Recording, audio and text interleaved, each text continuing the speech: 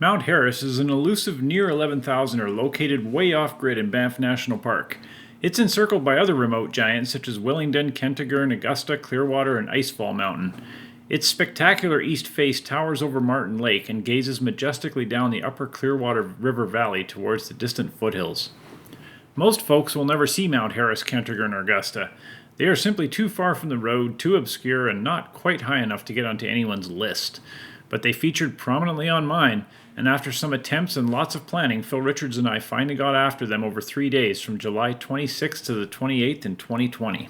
On July 26th, we left the Mosquito Creek parking lot along Highway 93 and proceeded up the trail. Before reaching the campground, we branched left on a faint track before going off trail up to the infamous quartzite col.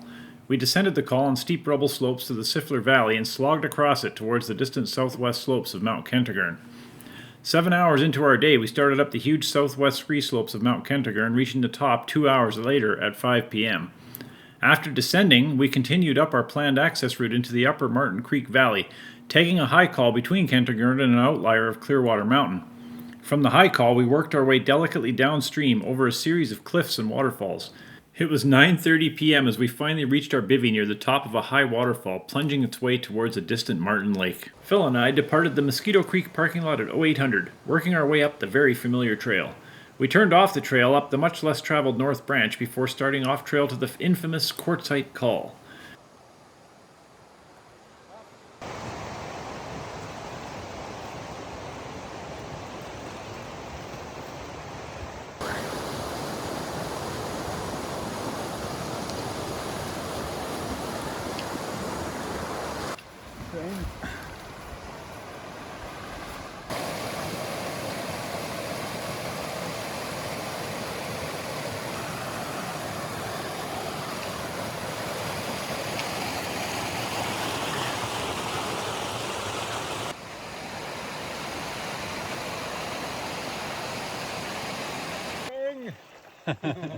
Apparently it's already here.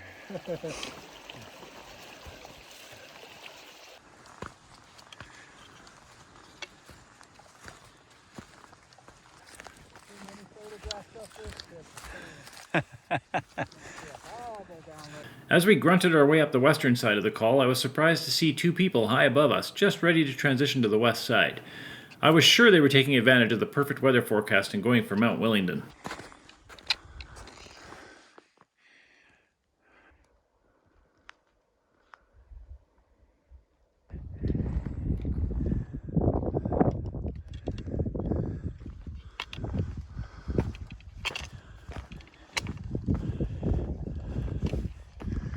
Phil was pleasantly surprised how easy the easiest line down Quartzite Col was, and soon we were walking off the loose rock and into the lush Siffler River Valley below.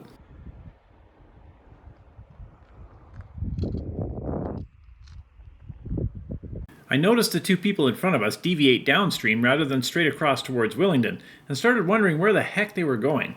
Surely they couldn't be going where we were. What were the odds of that?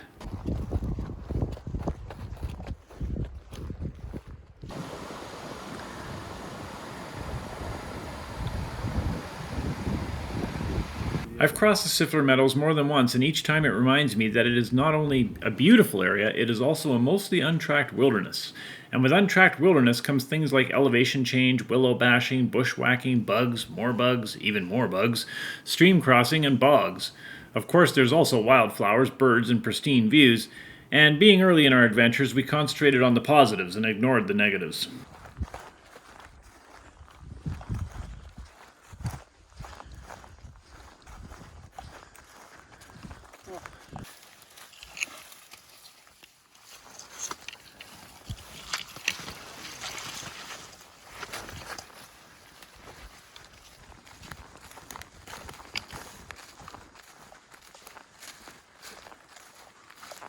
More direct than that right now. No. Oh. And it... That's really good.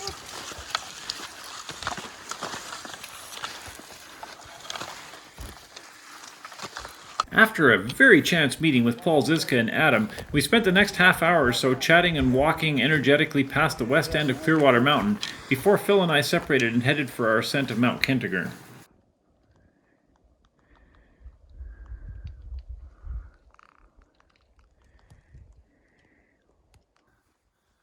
The ascent slopes looked very easy, and indeed they were. I had warned Phil earlier that based on my Clearwater Mountain experience, the summit would be much higher than it appeared, and this was indeed the case.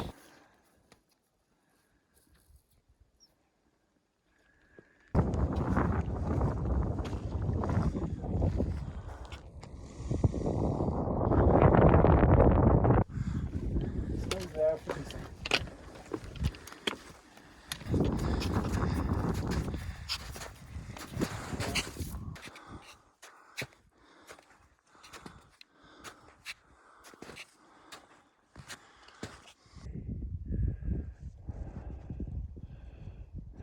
As we finally approached the summit 2 hours from the pack drop, our views only improved.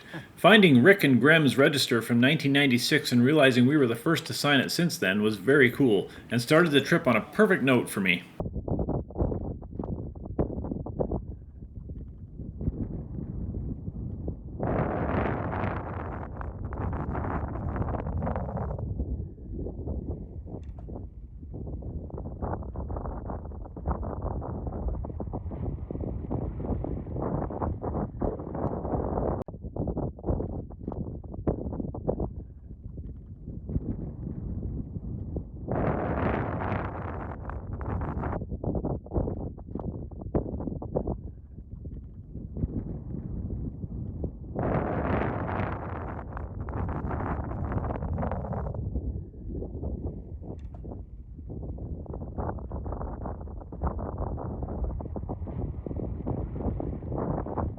Less steep anyway, it's pretty much the same gradient.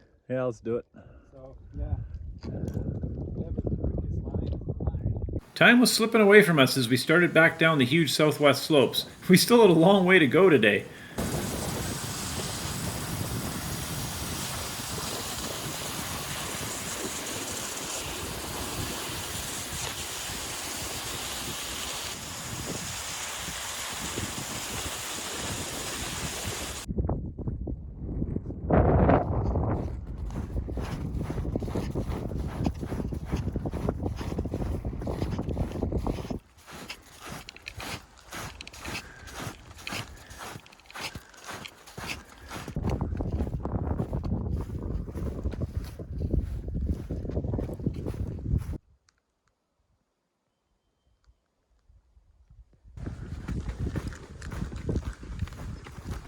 It was already after 1800 hours by the time we hoisted the large packs back onto our weary backs and proceeded up into the bowl between Kentigern and Clearwater.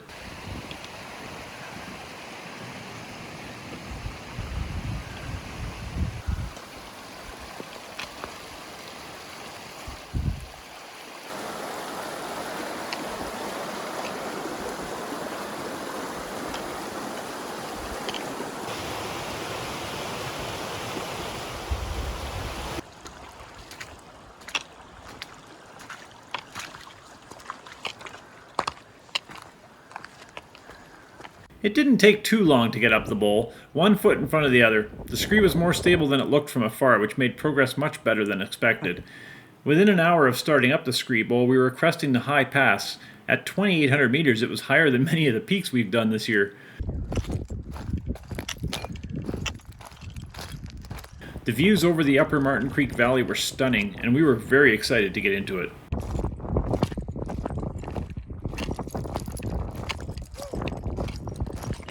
The terrain ahead looked deceptively simple, and we thought we had maybe an hour to traverse the 4+ kilometers to our planned bivvy. Little did we know what we were actually in for.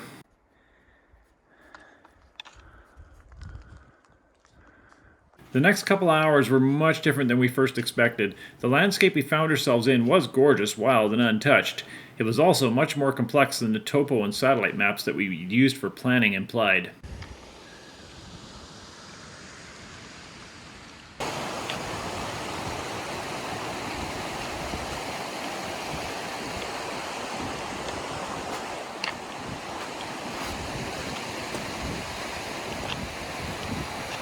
As the light faded quickly around us, we kept running into steep cliffs and waterfalls that prevented forward progress. There were steep snowbanks that proved problematic for our light approach shoes. Thankfully, we found a better route on return.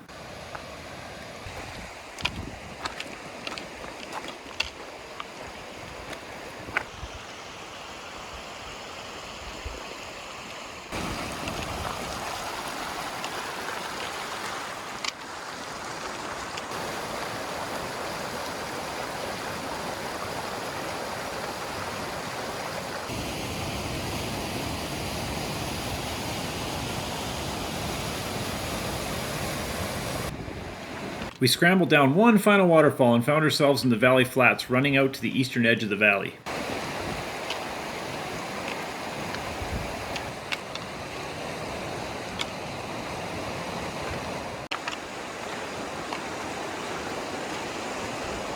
The light was magical in the setting sun, and Mount Harris glowed a brilliant red-orange as we hurried to find a bivvy before dark. We found the perfect spot near the waterfall located between Augusta and Harris on a soft, level patch of green.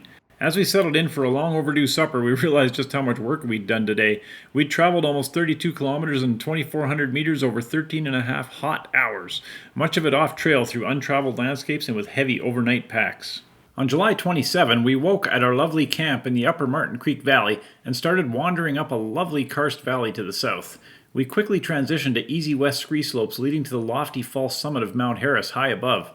After moving the 1996 register to the proper east summit, we returned to camp to hydrate and prepare for an afternoon ascent of Mount Augusta.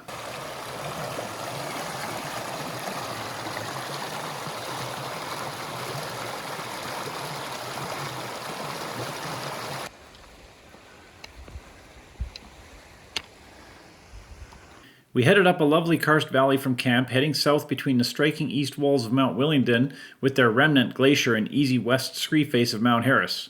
We managed to find a beautiful line on a broad sidewalk feature which curved perfectly into the scree slope. Small streams and waterfalls serenaded us as we chatted excitedly in the crisp early morning air. Once on the giant west scree slopes of Harris, we simply put one foot in front of the other to get to the west summit. As we crested the west summit, it was very obvious to us that the further eastern one was higher. I was surprised to find Rick and Graham's 1996 register on the lower summit, and realized they likely did not tag the highest point on Harris.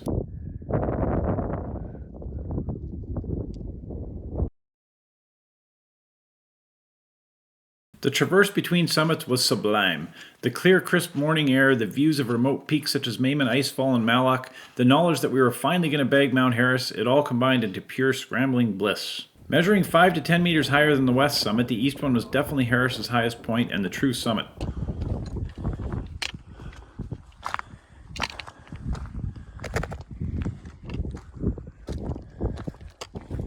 Holy moly!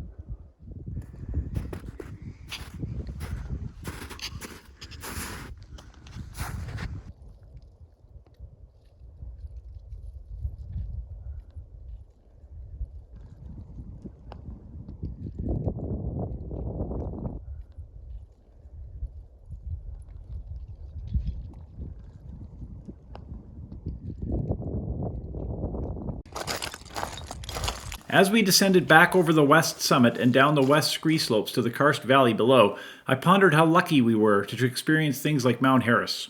Many folks don't understand the desire to put in the effort on these easy peaks which aren't 11,000ers and aren't especially difficult. For me, it's the sense of exploration, the unknown, and finding summit registers over 2 decades old with no other entries. It's the crisp views, the fresh air, and knowing that very few will bother following my steps over the next 2 decades.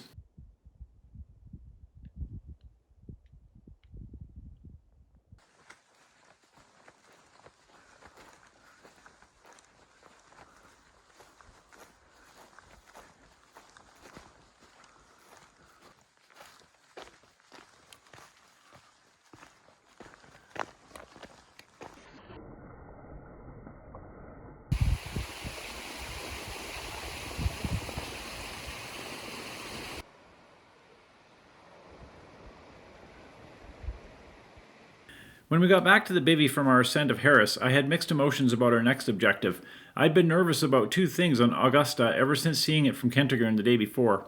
There was snow near the summit, and after getting a closer look at the col, I realized there was huge cornices overhanging our route to the tilted scree bench leading up to the summit. We had the gear and we had the time, so it had to be tried. Phil and I left camp under a blazing sun for Mount Augusta in the afternoon.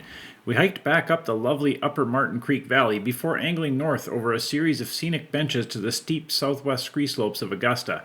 After slogging up brutally loose scree, we summited to more stunning views. Return was via the same route.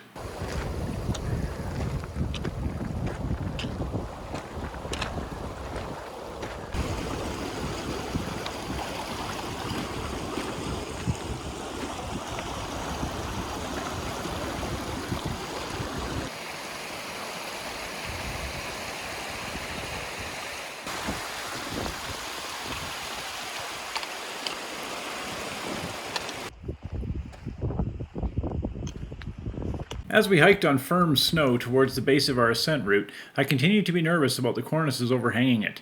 They were massive, just being visible from kilometers away ensured that. So why did we continue? Trips like this aren't easy and don't come around all the time. It had taken us years to finally pull this one off, and we wouldn't be back anytime soon. This factors into deciding whether or not to take a risk, whether we like to admit that or not. As it was, we limited our exposure to around 10 minutes and sucked it up.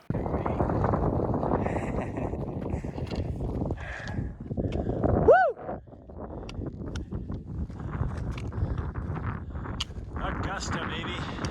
I was extremely happy to be standing on this elusive, remote, and wild summit, more satisfying to me personally than either Kentigern or Harris, since those were both so technically easy in comparison.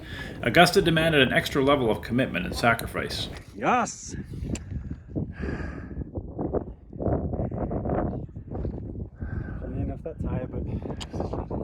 When I peered into the summit cairn, I saw another register. We were now 3 for 3 on this trip for finding old summit registers. And sure enough, we were also 3 for 3 with signing every single one of them 2 decades or more after Rick Collier last signed.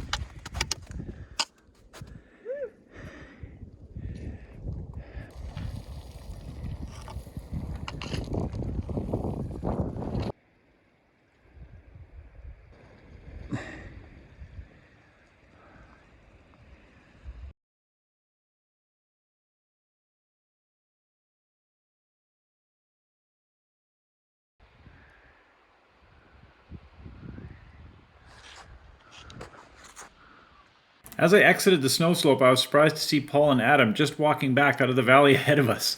I yelled and they waved back. It was so strange seeing 2 other people walking through such a remote landscape.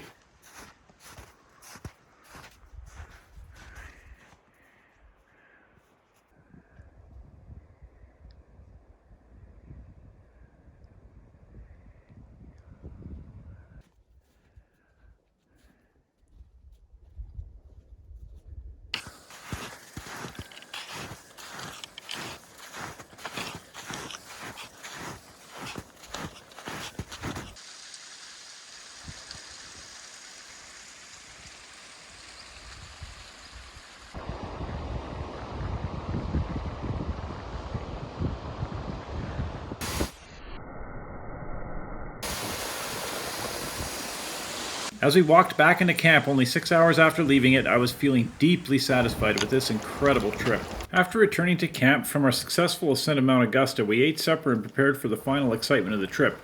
Although our camp was only 500 meters from the infamous Upper Martin Creek waterfall, we hadn't seen it yet and it was time to rectify that situation. Neither of us were sure what to expect.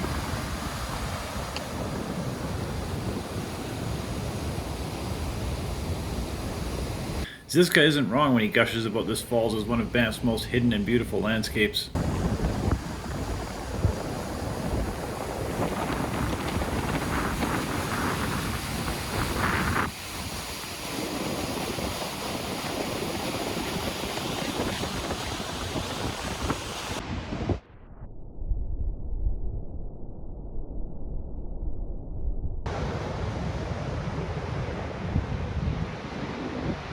It's not only the falls that are amazing, the atmosphere itself is magical. Cliffs plunged down hundreds of feet on either side of the falls. A gorgeous lake reflected the dying light and showed surging rapids continuing downstream towards Martin Lake and the Clearwater River. The lush valley below the Upper Martin Creek moonscape hinted at more secrets hidden from us. Reluctantly, we turned back from the scene and traversed slowly back to camp in growing darkness, our hearts and minds completely filled with the amazing day we just had.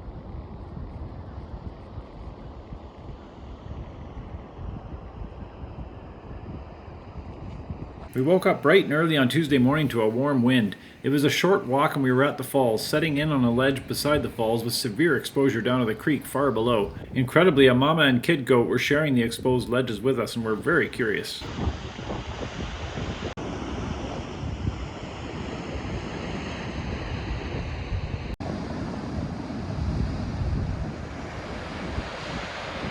As the sun rose, we spent 30 minutes snapping photos, taking video, and finishing up breakfast in one of the most scenic spots I've ever been.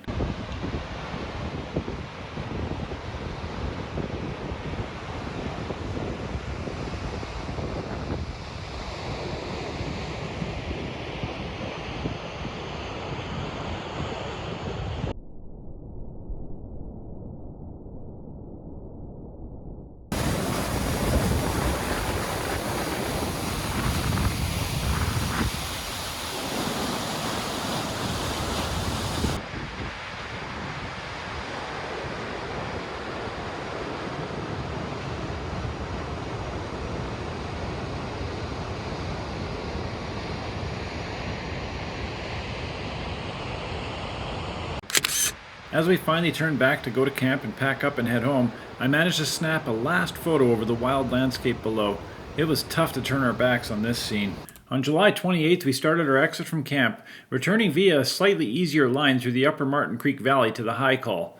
From the Call, we descended back to the Siffler River Valley and crossed it to the bottom of the Quartzite Call, ascending rubble slopes to its high point. From the Quartzite Call, we descended lovely meadows to the creek below, eventually linking up with the Mosquito Creek Trail and exiting to the trailhead along Highway 93 to end one amazing trip.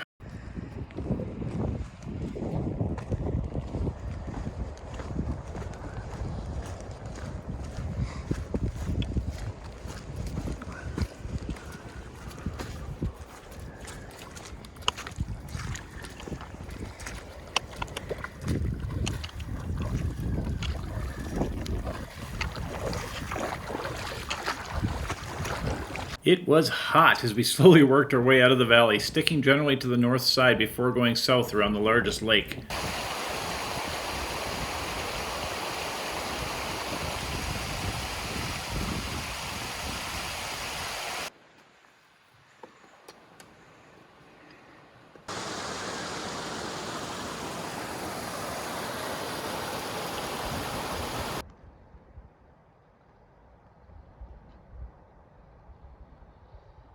The landscape continued to work its magic despite the weariness in our bones, and coming across a huge set of perfectly preserved elk antlers was the highlight of our exit.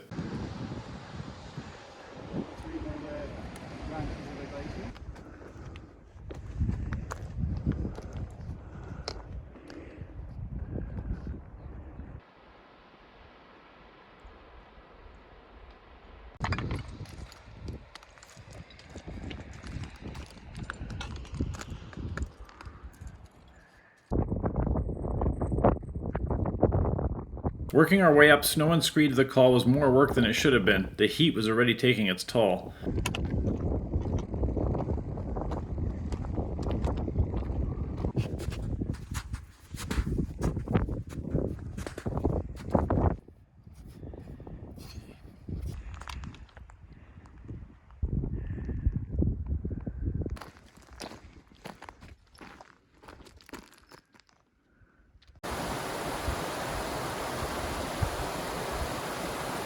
The descent back into the Siffler River Valley went much quicker and easier than expected, thanks to good scree and snow slopes.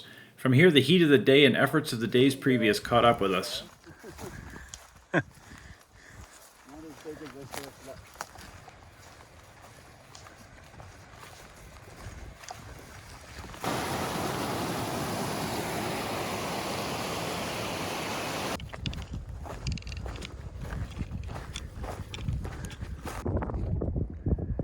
Billions of bugs swarmed us as we kicked up the vegetation along the valley, and the relentless heat of the sun combined with sheer exhaustion worked to slow us down. Elevation changes across the valley really sucked. There were moments of beauty, isn't there always? But in general, it was a tough exit until we finally crossed the Sifler River one last time and stood under the intimidating east face side of the quartzite col.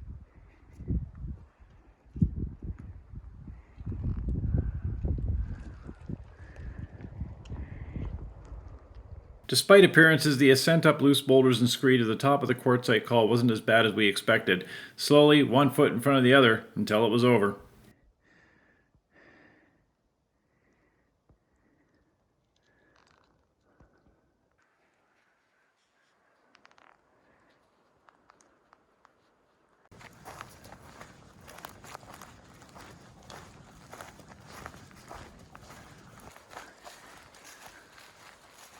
Descent down to the north branch of Mosquito Creek was without incident, and soon we were marching down a trail again.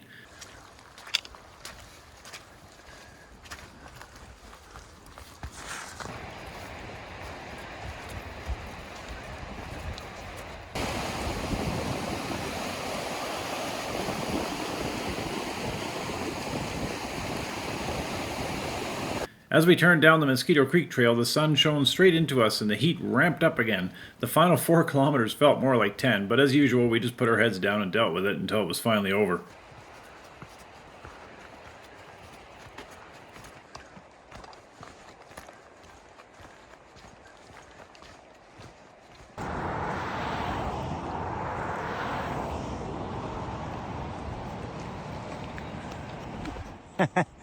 Done. I'm done. Hey. This trip will definitely go down in my books as a top trip. It had everything one could possibly want, including rare ascents of large peaks, clear views, gorgeous lakes, tarns, and waterfalls. It had a perfect bivvy site, warm weather, with no storms and mostly clear traveling, even off trail. It was an adventure seeking out a new route into one of Banff's most remote and untraveled valleys. What more could anyone who loves this stuff possibly want?